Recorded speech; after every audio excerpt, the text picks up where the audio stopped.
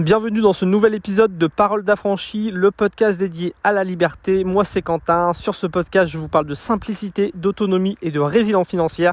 Mon but c'est de vous aider à vous affranchir de ce mode de vie qui nous est imposé.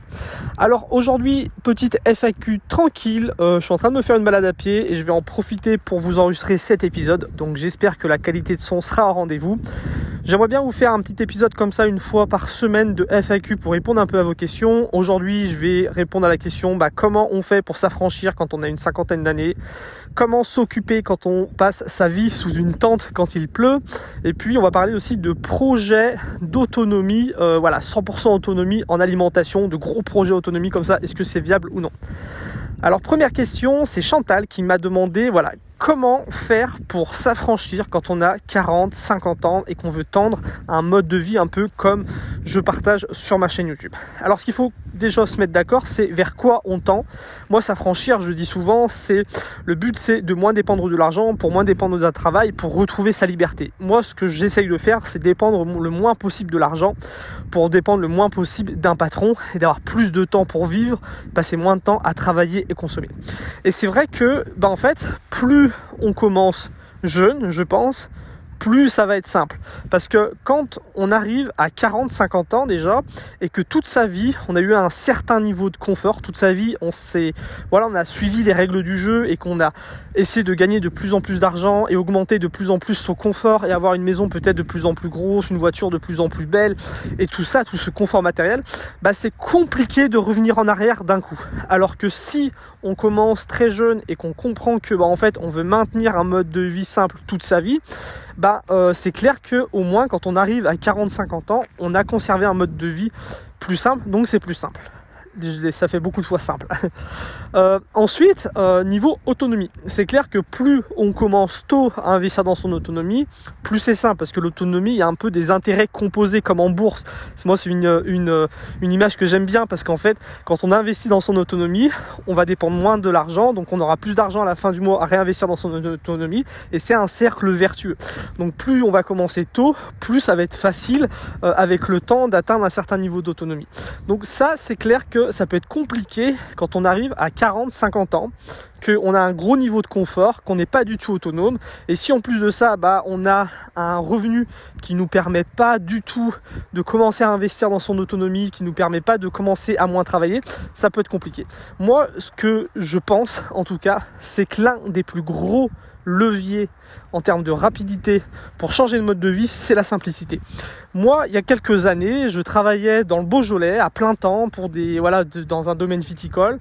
Je dépendais à 100% de l'argent et du jour au lendemain, je suis parti avec mon sac à dos et du jour au lendemain, je ne devais plus rien à personne. Je devais plus d'électricité, plus de loyer, plus d'eau, plus d'assurance d'habitation, plus d'assurance de voiture. J'ai tout revendu et je ne devais plus rien à personne. C'est-à-dire qu'à ce moment-là, j'ai voyagé, je continuais à travailler en faisant des saisons à l'école de temps en temps, et tout l'argent que je gagnais, je l'avais pour moi.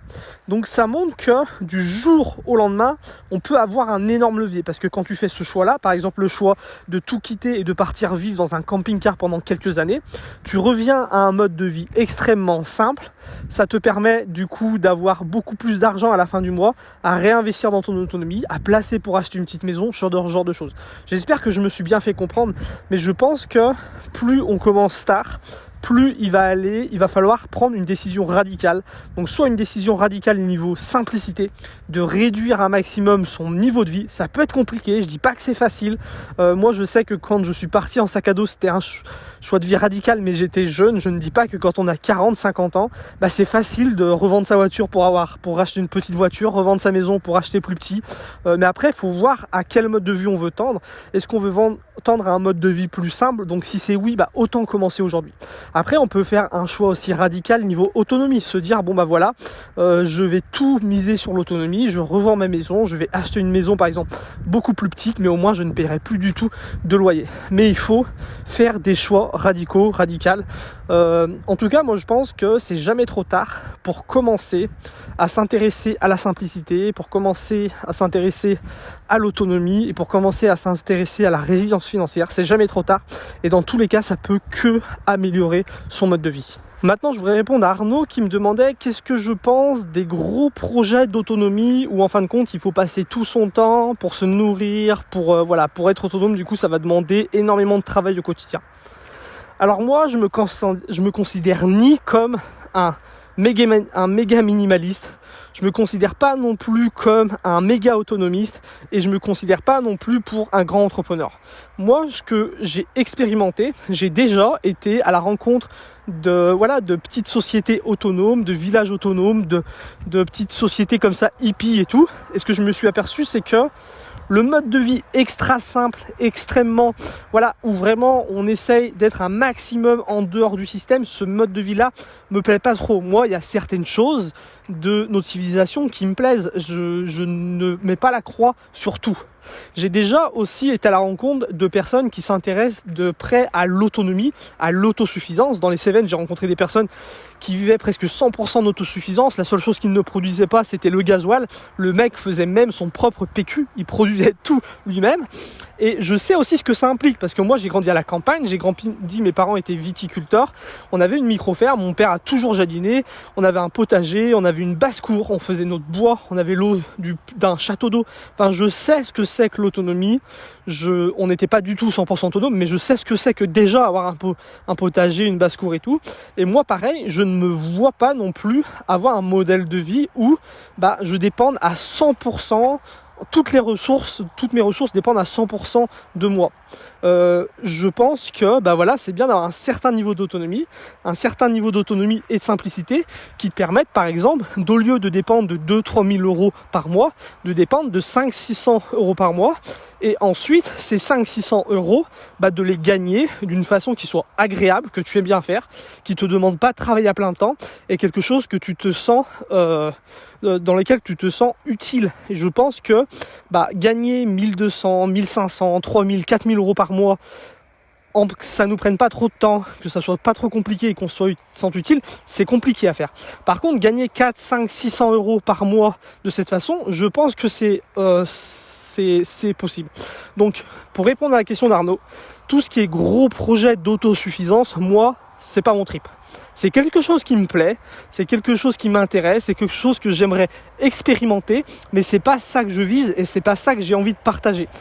Pour aller dans ce mode de vie-là, il faut aimer jardiner, il faut aimer l'autosuffisance, il faut aimer en chier, il faut aimer être tributaire. Pour toutes les personnes qui se lancent dans ce mode de vie-là, c'est parce qu'elles aiment ce mode de vie-là. Sinon, pour quelqu'un qui n'aime pas ce mode de vie-là, ça sera beaucoup plus compliqué que de se lever à 8 heures pour aller bosser pour un patron.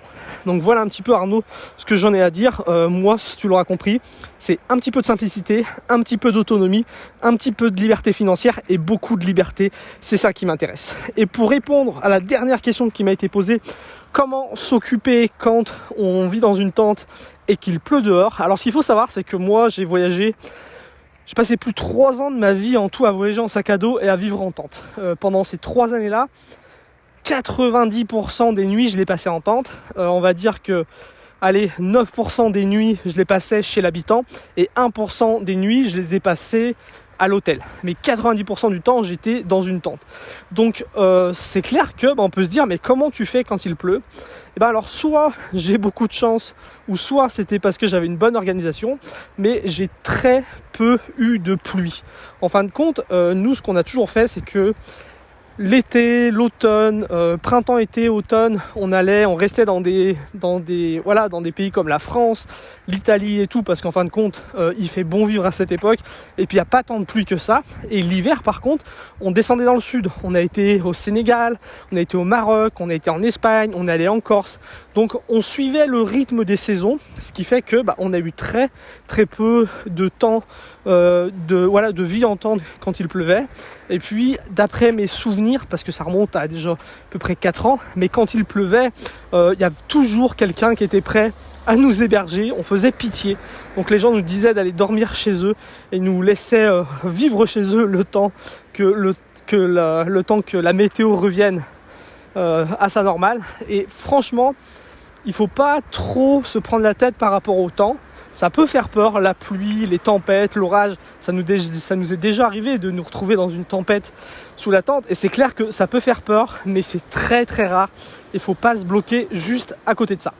Donc voilà, j'espère que ce petit format tranquille de podcast vous aura plu. J'espère que la qualité de son était bonne quand même. Je vous dis à très bientôt pour le prochain épisode de Paroles d'affranchi. Salut.